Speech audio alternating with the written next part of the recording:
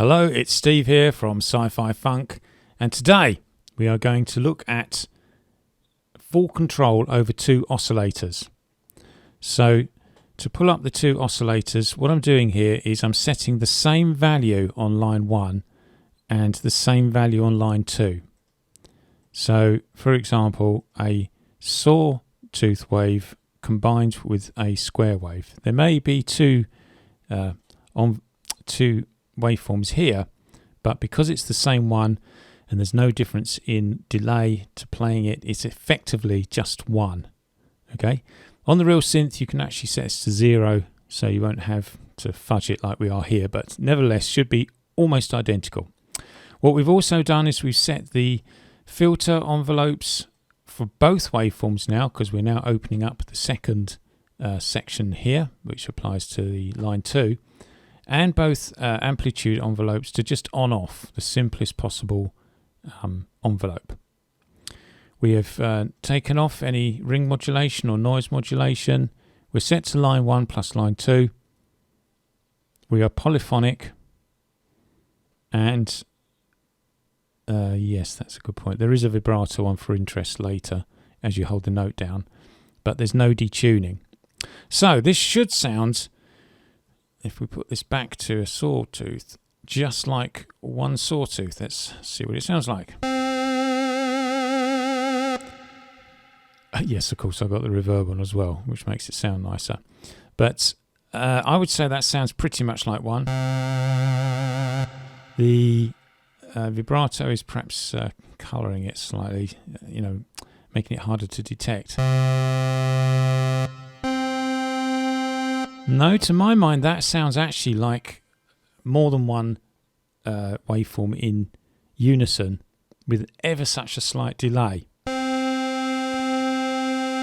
Oh, that's because we got the chorus on. Let's take that off. There we go. Yeah. Very, very plain. But actually, I can still hear, to me, there's a very fine, maybe 1 millisecond delay between the two. I wonder if that shouldn't be taking any effect. We've got a bit of pan on there as well. Still sounds to me like there's a slight amount of flanging going on, so that's interesting. Well, we can prove this, look, if we go back to line 1, just line 1. Let's oscillate between the two. I can hear it. Can you hear that? Plain and slightly flanged. So that's interesting. But nevertheless, okay, so it's a slightly different sound. A more desirable sound probably. If you wanted the single waveform, then you'd stick with just line 1. But what we're into here today is hearing how these waveforms interact when you've got full control over the envelopes here per oscillator. So what I'm going to do is I'm going to play with oscillator 2. It is just a sawtooth, but instead we're going to let it fade in.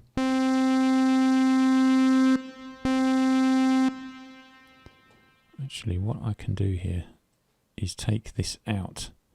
If the amplitude is 0, you're only listening to oscillator 2. That's exactly what I thought would happen, but I was confused because with the other one on, I wasn't hearing it.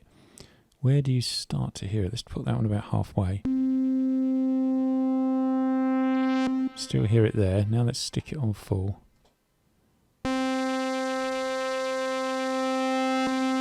Isn't that interesting? You hear it just change over at the end there, but otherwise it's masked by the first sawtooth waveform. So let's do it so it's more pronounced. Let's now go to, say, a square tooth waveform. A square waveform. Yeah, I could hear that square coming in. Nevertheless, though, if you want to hear it, it does sound to me like you want to push this one quite a way down. Much more pronounced.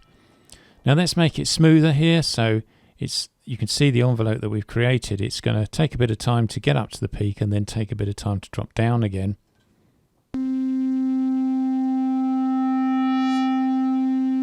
quicker on the descent. These things are so sensitive. Look, they look almost identical there, but you can clearly hear the decay was much faster. So pay attention to that. I wonder if you can put an absolute value in, type it in. I don't think you can. Anyway, you can be very gradual with your mouse movements. So,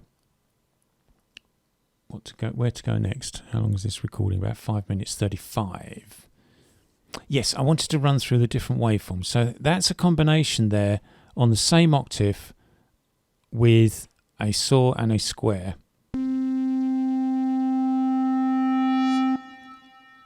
Let us now not play with it merging in. Let's just give it full blast on both. What does that sound like? The sawtooth is dominating the square, I would suggest.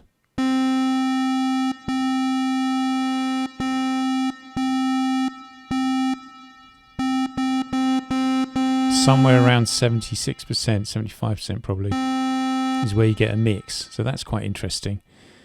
Nevertheless, I'm going to start with both up maximum. Let's now combine saw and pulse. Got full control over this pulse, full control over the sawtooth. Now, while we're here, actually, let's take the sawtooth out. It's worth talking about what pulse width actually is. It is playing with the width of a waveform. I'm not sure, I think probably for sawtooth waveform, looking at what 3 looks like, that bit there should be over there, and then it would match that. Now, on an SH101, I keep using that because it's a kind of a bog standard synth with all of the controls in it, just no bells and whistles for extra oscillators and stuff. So it's a great example because you've got full programming control there. You would have a slider for pulse width, whereas here what you've actually got is just the one setting. So can it be altered in such a way to fatten or thin the sound, which is what the pulse width does, using envelopes? Well, you've got the amplitudes to play with here, so you could make it sound more or less in that respect. And you've got the filter. The filter's going to be our best hope. So let's play with the filter, see what happens to this pulse width sound. We've turned the amplitude off of the first waveform. We're now just listening to the pulse width. Let us come into it and come out of it. What does that sound like? Yeah, well, it filter swept on the pulse width.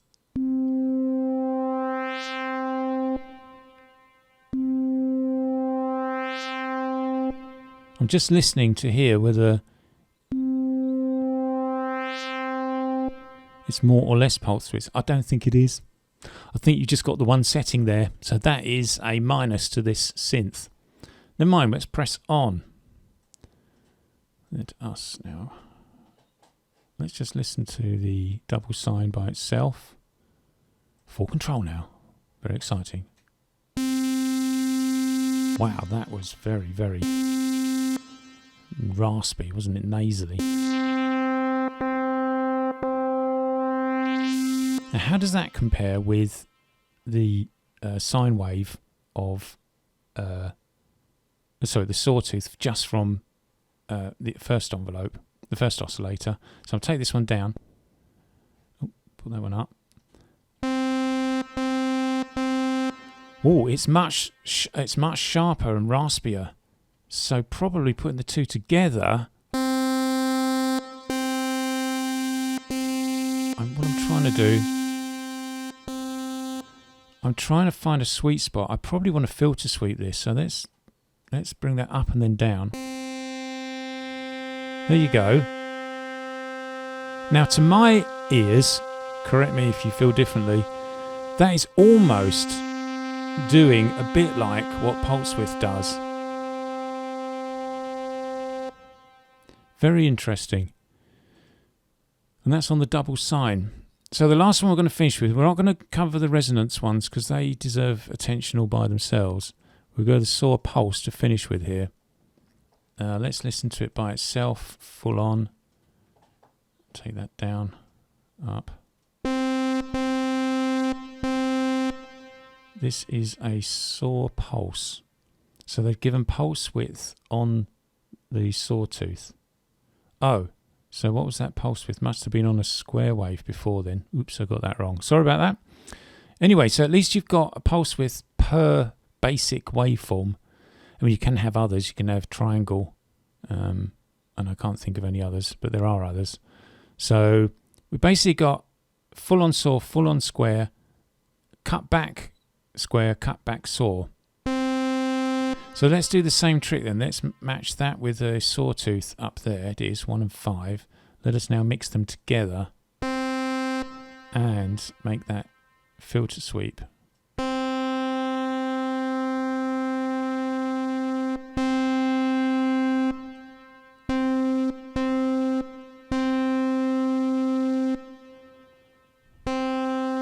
So I was just listening what that sounded like, say, up against the square wave and its pulse width, which we didn't actually try. We tried it with the sawtooth, didn't we? So let's try that 2 and 3 together. Yeah. Pulse widthing the square wave. Take just the square. Such a square wave. Now let's bring in just the other one.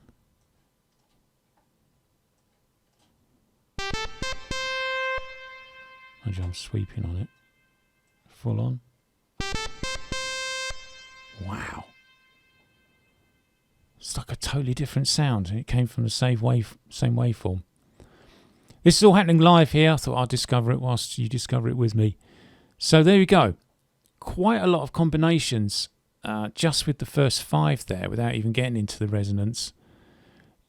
Not the full range of pulse width sounds, but 1 per basic waveform, and you can change it over time using the envelopes. You can make that velocity sensitive. You can make it follow the keyboard so that it changes as you play up the keyboard. So lots of basic sounds to mix and match, and we haven't really done much with envelope shaping yet.